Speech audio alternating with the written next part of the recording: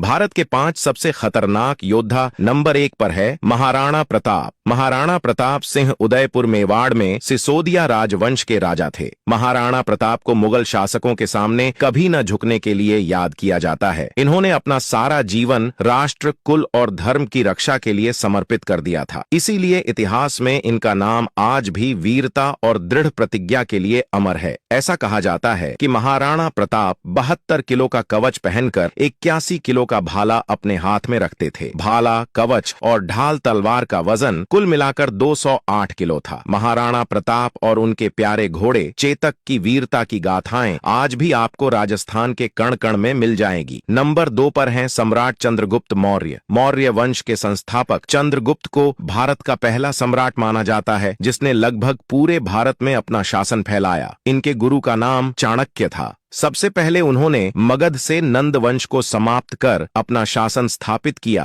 और फिर अलग अलग खंडों में विभाजित भारत को अखंड भारत बनाया। चाणक्य के मार्गदर्शन में ही चंद्रगुप्त ने सिंकदर के सेनापति सेल्यूकस को युद्ध में हराया और उनके साथ संधि की कि वे कभी भारत पर आक्रमण नहीं करेंगे। चंद्रगुप्त ने अपने शासन काल में न सिर्फ अपने राज्य की सीमाओं को बढ़ाया बल्कि इसकी आर्थिक उन्नति पर भी ध्यान दिया। नंबर 3 पर है छत्रपति शिवाजी महाराज। इस महान मराठा शासक के बारे में कौन नहीं जानता है। शिवाजी एक तरफ जहां वीर योद्धा थे, वहीं दूसरी ओर बेहद दयालु शासक भी थे। बताया जाता है कि पुणे में जन्मे शिवाजी शाहजी भोंसले ने ही मराठा साम्राज्य की नींव रखी थी। बचपन से ही शिवाजी ने युद्ध शिक्षा ली। इन्हें गुरिल्ला युद्ध तकनीक का जनक भी कहा जाता है, क्योंकि मुगलों के खिलाफ इन्होंने इसी तकनीक का इस्तेमाल किया था। शिवाजी महाराज जब तक जिंदा थे, औरंगजेब के नाक में दम कर रखा था। नंबर 4 पर हैं सम्राट अशोक। सम्राट अशोक का नाम हम सब बचपन से सुनते आए हैं। कहा जाता है कि उनका राज्य अफगानिस्तान से लेकर बर्मा तक और कश्मीर से लेकर तमिलनाडु तक फैला हुआ था। उनका नाम हमेशा से महान राजाओं की सूची में शामिल रहा है। इतिहासकारों के मुताबिक अशोक एक महान योद्धा थे और अपने राज्य को बढ़ाने के लिए उन्होंने बहुत से युद्ध किए और जीते।